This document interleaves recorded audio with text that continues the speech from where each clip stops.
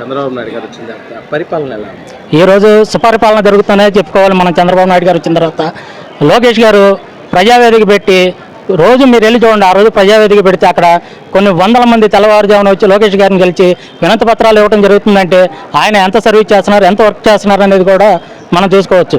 విద్యార్థులకు చూసుకుంటే టెక్నికల్ పరంగా ఒక్క కంపెనీ ఈ రాష్ట్రానికి వచ్చింది లేదు, జాబుల పరంగా ఇచ్చింది లేదు. వాళ్ళు ఎంతవరకు పేపర్ స్టేట్మెంట్లు ఇవ్వటం, వైజాగ్లో ఏదో పెద్ద మేళా పెట్టేసాం, కంపెనీలు వచ్చేస్తున్నాయి, లక్షల కోట్లు వస్తున్నాయి, వేల కోట్లు వస్తున్నాయి అన్నారు.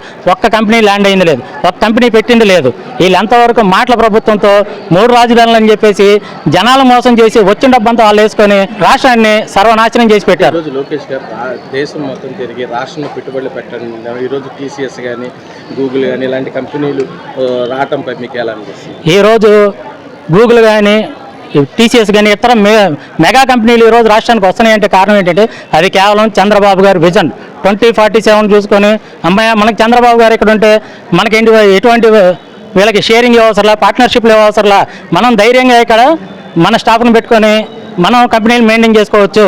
మన కంపెనీ ఇక్కడ చంద్రబాబు నాయుడు గారు ఉంటే మనకు అదో భరోసా. అంటే కొంచెంమంది వైసీపీ నేతలు 2047 పెద్ద డ్రామా అది ఇదేనని విజన్ అని పెద్ద డ్రామాని మాట్లాడటం ఈ రోజు వాళ్ళకన్నీ అట్లాగే. ఎందుకంటే పచ్చకాంగర్లు వచ్చినప్పుడు లోకం అంతా పచ్చగానే కనిపిస్తుంది.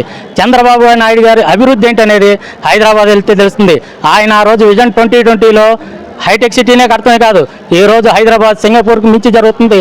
ఒకప్పుడు ఐటీ అంటే బెంగళూరు వెళ్ళాలి, లేకపోతే నార్త్ సైడ్ వెళ్ళాలి. అట్లా కాకుండా ఈరోజు ఐటీ రంగంలో హైదరాబాద్ ముందుందంటే దానికి కారణం చంద్రబాబు అని చెప్పేసి ప్రతి ఒక్కరు కూడా అక్కడ ఐటీ ఉద్యోగాలు చేసి ఒకళ్ళు గుండెలు మెచ్చి చేసుకుని చెప్తారు.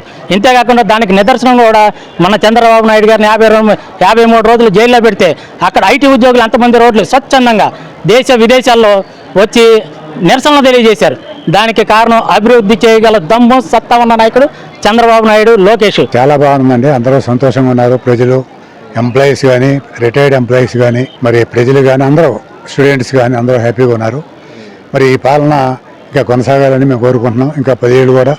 అంటే చంద్రబాబు నాయుడు గారు ఇచ్చిన హామీలు ఇంకా అమలు చేయలేదని వైసీపీ జగన్మోహన్ రెడ్డి మాట్లాడుతున్నారు. అవన్నీ చెత్త మాటలండి. ఒకటి ఒకసారి 6 నెలలు అన్నీ చేయలేరు కదండి. ఇప్పుడు ఒకటి చేసుకుంటూ వస్తున్నారు. కాబట్టి దానికి మన తప్పడతానికి లేదు.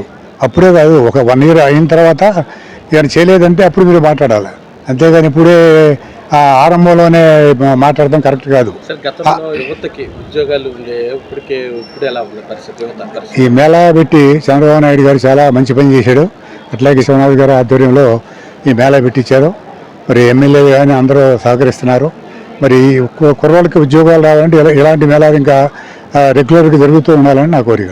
అంటే గతంలో ఎవరు పెట్టలేదండి, గత గవర్నమెంట్లో పెట్టలేదు. 5 సంవత్సరాలు నాశనం చేశాడు, రాష్ట్రాన్ని అధోగతి పాలు చేశాడు.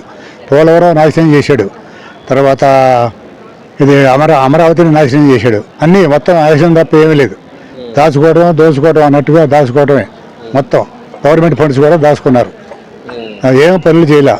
ఎమ్మెల్యేలు మినిస్టర్లు అందరూ దోచుకున్నారు రాష్ట్రాన్ని. సార్, రాష్ట్రం ఇప్పుడు గతంలో రోడ్లు ఎలా ఉన్నాయి, ఇప్పుడు ఎలా ఉన్నాయి? ఇప్పుడు కొద్దిగా రిపేర్లు చేస్తున్నారంటే బాగున్నాయి కొద్దిగా. అయితే ఈ 5 years సీఎం గారు చెప్పింది ఏంటంటే చంద్రబాబు గారు జనవరి నాటికి అన్ని రోడ్లు కంప్లీట్ అయిపోవాలి రిపేర్స్. ఆ తర్వాత ఎక్కడెక్కడ రోడ్లు వేయాలో ఏం చేయాలో అనేది ప్లాన్ చేసి రోడ్లు వేయిస్తామని చెప్పారు. ఈ 5 yearsలో మాత్రం రాష్ట్రం చాలా అభివృద్ధిలో వెలుద్దని మేము ఆశిస్తూ ఉన్నాం. సార్, ఇప్పుడు జగన్మోహన్ రెడ్డి గవర్నమెంట్లో ఈరోజు రేషన్ మాఫియా కట్టడించుకుని రేషన్ విదేశాలకు తరలించడంపై మీరేమంటారు? ఏమంటా సార్, అందరు దొంగల ముఠ సార్. వైసీపీ గవర్నమెంటే దొంగల ముఠ, దొంగలు. ఇవి పేరు నాని కూడా మంచోడు అనుకున్నారు మొన్నటిదాకా. ఆయన గోడౌన్లోనే బోర్డు పెరిగినాయి. అందరూ దొంగలేనండి, దొంగల ముఠ. అందరూ రాష్ట్రాన్ని దోచేసుకున్నారు. ఎమ్మెల్యేలు కానీ, ఎంపీలు కానీ, మినిస్టర్లు కానీ. సెంట్రల్ గవర్నమెంట్ ఇచ్చిన ఫండ్లు కూడా రాష్ట్రానికి మా పబ్లిక్ ఉపయోగపెట్టాల. వాళ్ళే దాచుకున్నారు, వాళ్ళే దోసుకున్నారు, వాళ్ళ అకౌంట్లో వేసుకున్నారు. ఈ గవర్నమెంట్ బాగుందండి, చాలా బాగుంది. అందరూ మరి అందుకనే కదా గవర్నమెంట్ మీద ఏషడ పుట్టే కదా ఇప్పుడు ఈ గవర్నమెంట్కి అన్ని ఓట్లు వేసి అన్ని తెప్పించుకుంది. 123 సీట్లు, 124 సీట్లు తెప్పించుకుంది టీడీపీకి. గవర్నమెంట్ వాళ్ళ బీజేపీ, జనసేన, టీడీపీ కలిసి చేసిన గవర్నమెంట్ చాలా బాగుంది. డిప్యూటీ సీఎం ఆయన కూడా బాగా చేస్తున్నాడు.